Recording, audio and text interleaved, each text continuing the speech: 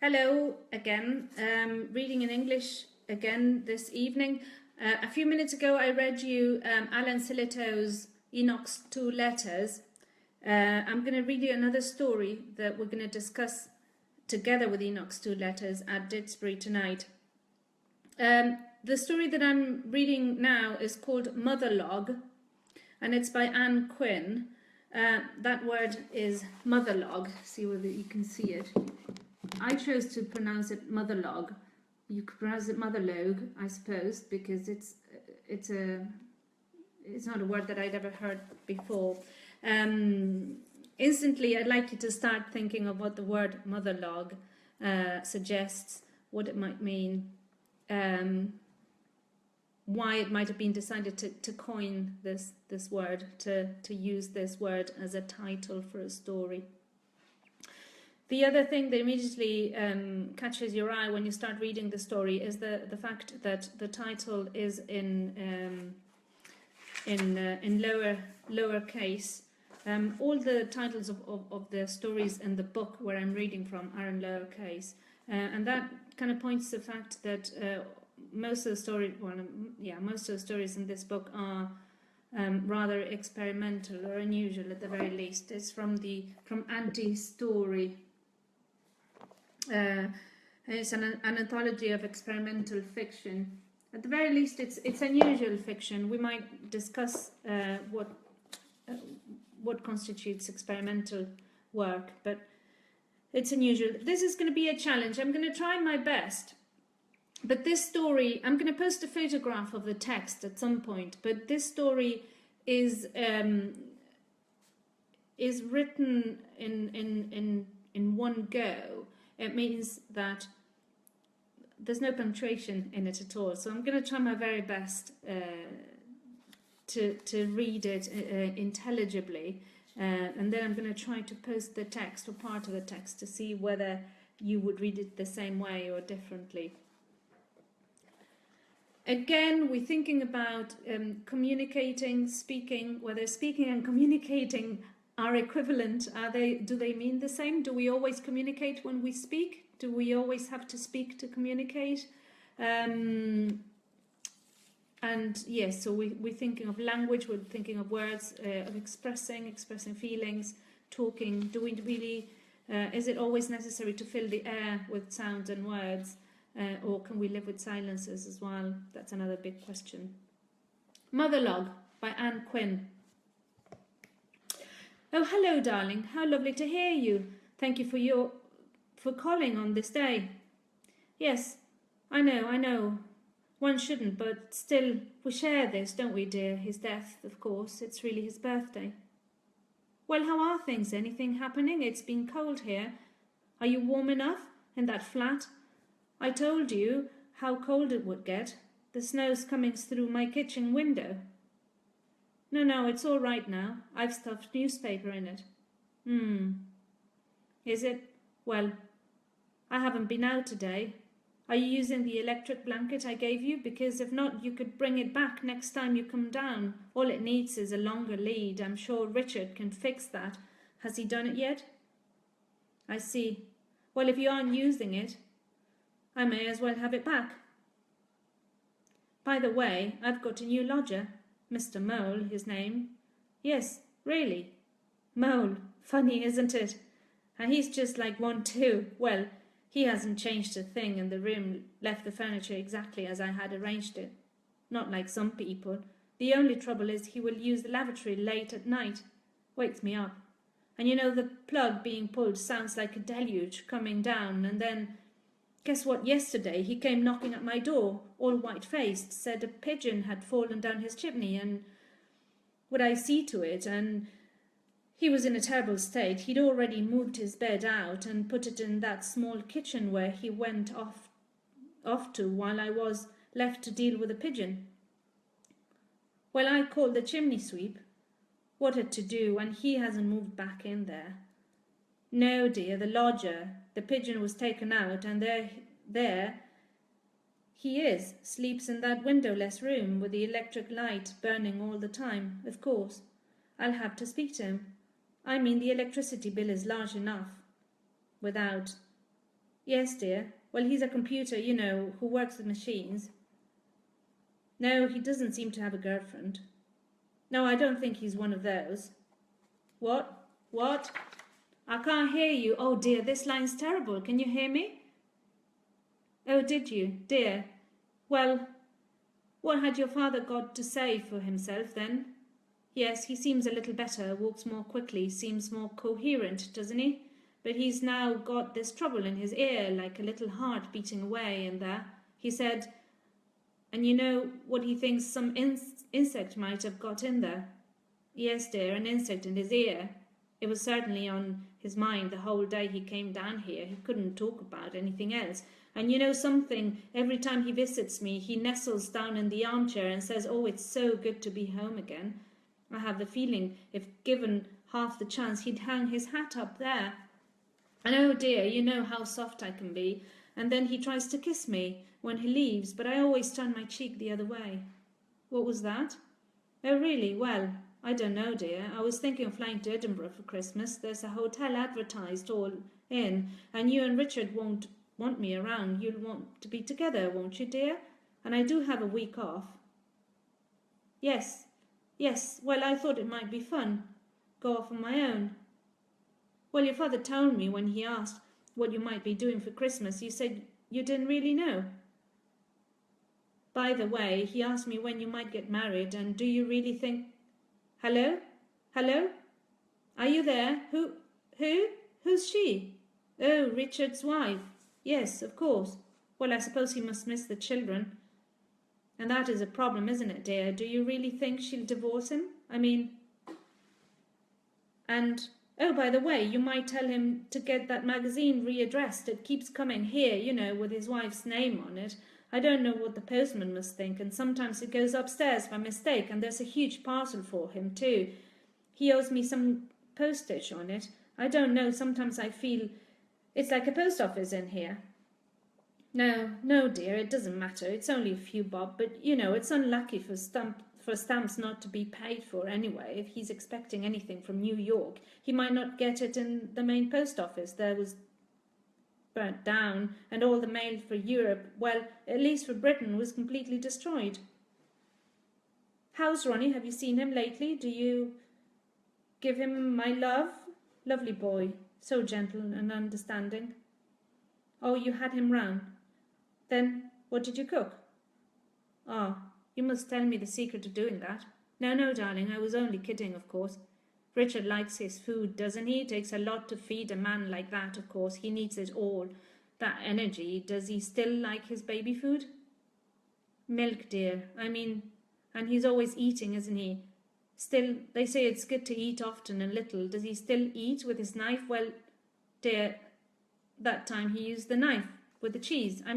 It was such a sharp knife, he'll cut his tongue one of these days. Well, how are you feeling? You sound a bit down. Oh, yes, the weather has been awful. Did you see in the paper that poor old woman found frozen to death? And oh my goodness, you remember Peggy? I forgot to tell you. I saw Lily at the theatre the other night, and she told me she was earthbound. What, dear? No, not Lily. Peggy, who was found dead after a whole week. The landlady discovered her only because of the smell coming out onto the landing. There she was, a whole week rotting away. Well, apparently she's earthbound. They've had several new lodgers in, and each one hasn't stayed long. Terrible things happening in the night, bedclothes taken off, furniture thrown about, and one girl even had her nightie torn off. Yes, dear. They've seen her, of course. It was all Peggy's furniture. I bet she's mad being left there like that for a whole week. Cheerful soul, really. Wasn't she so full of life? Terrible thing to happen. You never know, do you? Oh, by the way, dear, I thought perhaps you'd like to come down this weekend. There's a good play on, and I could book tickets and... Oh, I see. Well, enjoy yourselves. Oh, I forgot to tell you, I've ordered a nice leather bag for you to match your coat. After all, that one you've got looks so tatty. How's the smoking, dear? I can hear you coughing away. You ought to try these small cigars I told you about. Are you taking those vitamin pills? I'm sure Richard is. He knows how to take good care of himself. Did you read all that about the birth pills, of course? It might be those that spoil your complexion. Used to be so nice and clear. Well, it does look kind of dry these days. And you look so grey when you do come down. I don't think cities really agree with you. Still, God knows where you'll be this time next year. The other end of the world, I suppose. What are you doing for New Year's Eve? Oh, I see. No, I haven't arranged anything, and I'm certainly not going to the Scottish do, so cliquish. Besides, they'd only put me next to a terrible old blind man like last time. No one else would, and they think, this old Muggins will put her next to him, and she hasn't got anyone, and he's not half as blind as he's supposed to be. There he is, eyeing all the girls. No, I'm not putting up with that, rather spend it on my own. The only problem is I haven't got a first footer. You know, dear, a dark man to come into the flat after midnight. No, the lodger won't do. He's a blonde. At least I think he is. He hasn't got that much hair, but I know he's not dark. Well. How's the money side of things? Have you worked it out between you? I mean, you can spend a lot of money on food alone, feeding a big man like Richard. It's a shame he can't get a job. No, not so much the money, dear. Even a voluntary job would get him out of the flat for a while. I mean, he's really so restless, isn't he? All that excess energy, and besides, no woman can stand having a man around all day. I see. Well, it is difficult to make ends meet for me, but then something always turns up. Even when I'm down to my last penny, something turns up. My guardian angel looks after me. Just as well, I suppose. No one else will. I thought I might take up typing lessons. Can't afford a typewriter, though. Well, next year, as you know, dear, I retire, of course. Everyone is amazed that I've nearly reached retirement age. What? What do you mean, dear? One shilling and 3 for the cinema? Oh, old age pensioners, yes, I know. It's silly, really. But when I see these old women drawing their pensions out, I think, oh dear, next year it'll be me, one of those. Yes, I know, dear, still at my age. What man will look at me? They go after all these young girls. Not that I really need a man around, you know. I couldn't bear the idea of sharing the same bed. Besides, I snore. No. What I want is a nice, cultured man, just for a companion. Go to the theatre with occasionally someone who likes classical music and good books. But men of my age, they're so dull. And the ones who do look at me aren't worth a second look. Yes. Well, I did go out once with that one. But he had such a terrible speaking voice. I couldn't bear it. Besides, I think he thought I was a rich widow. Oh, I soon tell them I have a job, and the car's not mine, but belongs to the firm. You soon know, then, what they're after. By the way, dear, I forgot to mention, you know, that awful man who came up behind you on the beach and exposed himself. Well, the police have caught a man who's assaulted 3 women along that stretch of the Underwalk. I bet it's the same man. Terrible, isn't it? You can't go anywhere nowadays. Rape, murder, robbery.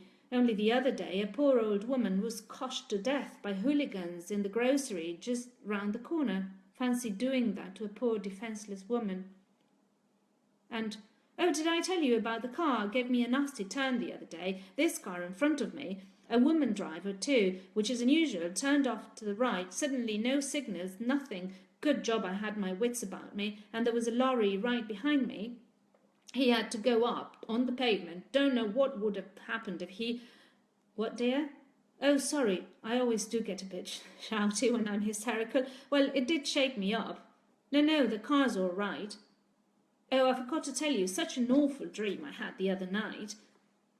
No, dear, not the lavatory one. Wasn't that a strange one? There you were hanging halfway out of the cistern, with all those people looking on, and you said you wanted to do it alone, that you had to prove something, and I thought, why demonstrate it in such a difficult way? No, this dream was really awful. I even woke up crying. I was searching for you in large buildings, then in a huge forest, and I couldn't find you anywhere. I woke up in a terrible state, and it still haunts me. Funny how some dreams have that effect on one, isn't it? That one you had of me burning myself like a Buddhist nun. No, I never really try to interpret my dreams. Just as well probably those nightmare ones amaze me because they always seem to be some kind of prophecy. It might take a few months, but as sure as fate, something linked to the dream happens. Very weird, isn't it? Well, dear, I better ring off. This must be costing you something. You'll be down on the Sunday, I suppose. Oh, but darling, you can't possibly come down on Christmas Day. There aren't any trains running. No, nothing that day. Had you forgotten? This is England, not America. Everything closes down here. Yes, I'm absolutely sure.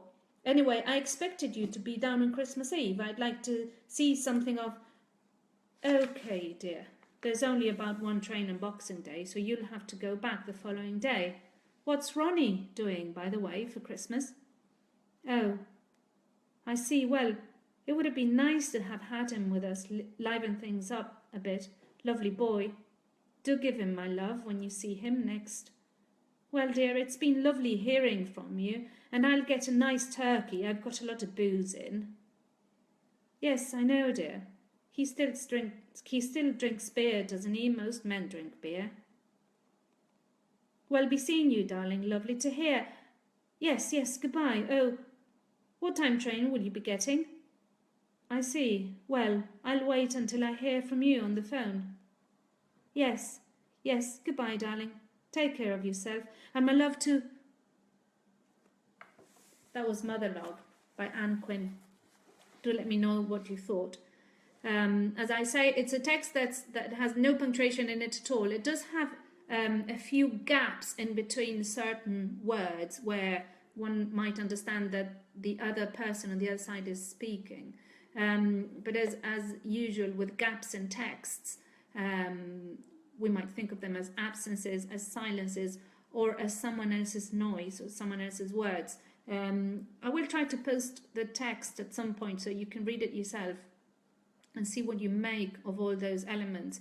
It's really interesting because this story, this kind of it's an experimental story, is always a challenge to read out loud. Of course, when you read out loud, you are of necessity interpreting those sort of material elements of the text, the way the words are printed on the page. So that's an interesting challenge. Anyway, I hope you've enjoyed it. I know it's been a bit weird. Thanks very much for listening. Bye.